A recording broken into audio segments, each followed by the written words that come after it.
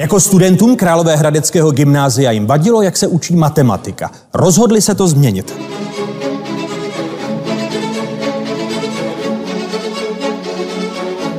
Ne akademičtí hodnostáři ani učitelé, ale sami studenti píšou učebnice pro střední školy. Pár tisíc jich vytiskli a teď navazují spolupráci se školami. Na 10 000 studentů na 85 středních školách se už učí z matiky pro spolužáky.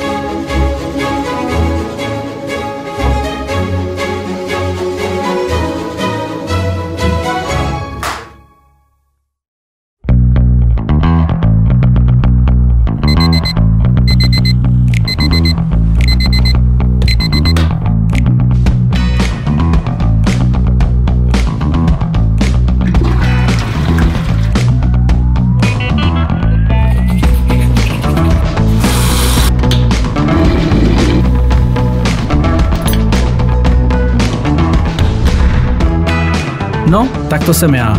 Student gymnázia Jekatila v Hradci Králové. Plný energie do života. Ne, ten vedle. Vždycky jsem byl introvert, což byl docela problém. Hlavně, když po mně někdo chtěl do učko z matiky.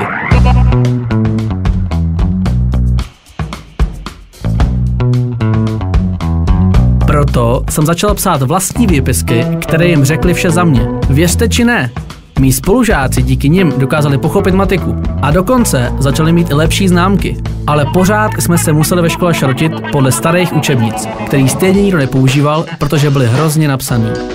Pokud jsem chtěl, aby se podle mých výpisků mohli učit studenti i na ostatních školách, musel jsem napsat vlastní učebnici. No a tak jsem začal. Po pár měsících jsem se rozhodl, že se přihlásím se svým nápadem do známé soutěže pro středoškoláky.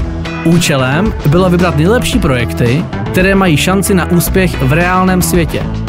No a já prošel až do celostátního kola. Věřil jsem, že dokážu odbornou porotu přesvědčit natolik, že mě zařadí alespoň mezi 3 nejlepší projekty. Jenže ono to dopadlo trochu jinak.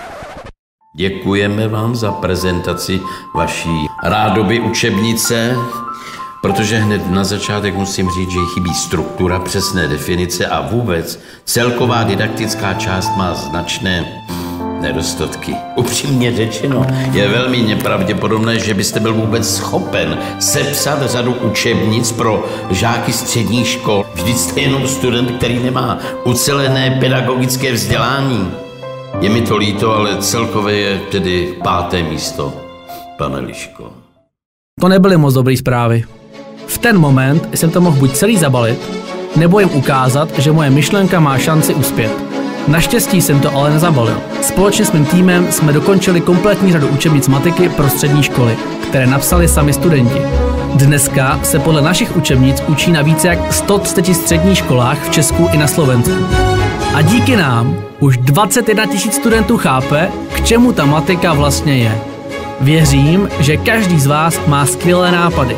Jen je potřeba se nebát a mít pořádný kus trpělivosti. Ale Máro, ale tohle přece ještě není konec, že? Jasně, že ne. Tohle to bude začátek.